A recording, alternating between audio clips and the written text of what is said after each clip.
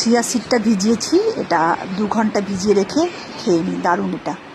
আর আজকে একটুখানি মাখানা একটুখানি ফ্রাই করে নিচ্ছি, এটা হেলথের জন্য খুব ভালো। যেহেতু হাড়ে খুব পেন হচ্ছে আমার, সেই জন্যই মাখানাটা খাবো। আমার পেজটাকে ফলো করো, লাইক করো, শেয়ার করো, সাবস্ক্রাইব করো, প্রচুর প্রচুর ভালোবাসা দিও।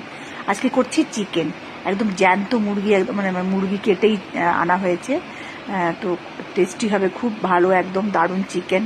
প্রথমে শুকনো লঙ্কা, জিরা, তেজপাতা, গোটা গরম মশলা, এলাচ ফোড়ন দিয়ে তারপরে আদা, রসুন, কাঁচা লঙ্কা আর কাশ্মীরি লঙ্কা গুঁড়ো দিয়ে দেওয়া হয়েছে। এদিকে হচ্ছে চিকেনটাকে লবণ আর গোলমরিচ গুঁড়ো আর টক দই দিয়ে ম্যারিনেট করে রাখা হয়েছে।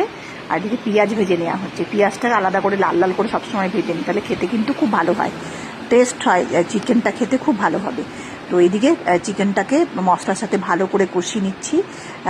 মাংস করার সময় খুব একটা মশলা টশলা ব্যবহার করে না, আদা রসুন কাঁচা লঙ্কা বাটা পেঁয়াজ দিয়েই করা হয়, আর গরম মশলা দিয়ে আর একটু এলাচ গুঁড়ো দেওয়া হয়, তাহলে একটু খুব টেস্ট হবে খেতে। এভাবে কষিয়ে নেওয়া হয়েছে ভালো করে চিকেনটাকে।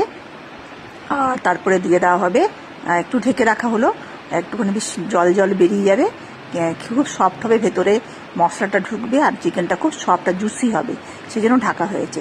তারপরে ভেজে রাখা আলুগুলো এক এক করে এর মধ্যে কড়াইয়ের মধ্যে দিয়ে দেবো, দিয়ে ঢেকে নেব, ঢেকে এটাকে সিদ্ধ করে নেওয়া হবে। আর না, আবার একটু জল দিয়ে ফুটিয়ে দেবো, হয়ে গেল চিকেন, দারুণ সুন্দর খেতে।